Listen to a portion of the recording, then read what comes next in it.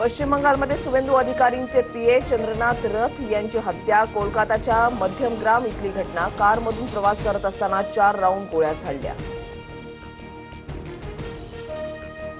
सुवेंदू अधिकारींच्या पीएच्या छातीमध्ये 3 गोळ्या लागल्या. डॉक्टरांनी तपासून मृत घोषित केलं. सुवेंदू अधिकाऱ्यांच्या पीएच्या ड्रायव्हरलाही गोळी लागल्याची माहिती. 2 दुचाकीस्वारांकडून गोळीबार. टीएमसी स्वतःचा पराभव स्वीकारू शकली नाही. सुवेंदू अधिकारींच्या पीएच्या हत्येमागे टीएमसीचा हात. भाजपचा टीएमसीवर आरोप.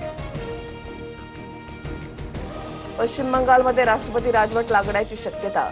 मुख्यमंत्रीपदाचा राजीनामा न देण्याची ममता बॅनर्जींची भूमिका. आज ममता बॅनर्जींच्या सरकारचा कार्यकाळ संपणार. भाजपच्या सत्ता स्थापनेसाठी अमित शहा 8 आणि 9 तारखेला पश्चिम बंगालच्या दौऱ्यावर. उद्या भाजप विधिमंडळ पक्षाचा नेता निवडला जाणार. उपमुख्यमंत्री सुनेत्रा पवारांकडून राज्यसभा खासदारकीचा राजीनामा. उपराष्ट्रपती सीपी राधाकृष्णन यांना राजीनामा सुपूर्द. सुनेत्रा पवारांच्या राजीनाम्यानंतर राज्यसभेसाठी छगन भुजबळाचं नाव चर्चेत. सूत्रांची माहिती.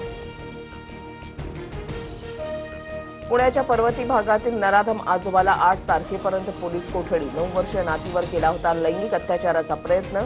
शेजाऱ्यांच्या सतर्कतेमुळे मोठा अनर्थ टळला. पंढरपुरात नृत्यांगना राधा पाटीलच्या कार्यक्रमात मोठा राडा. डान्स पाहताना तरुणांमध्ये किरकोळ कारणावरून तुंबळ हाणामारी. पोलिसांकडून लाठीचार्ज. कच्च्या तेलाच्या किमतीमध्ये 9% मोठी घसरण.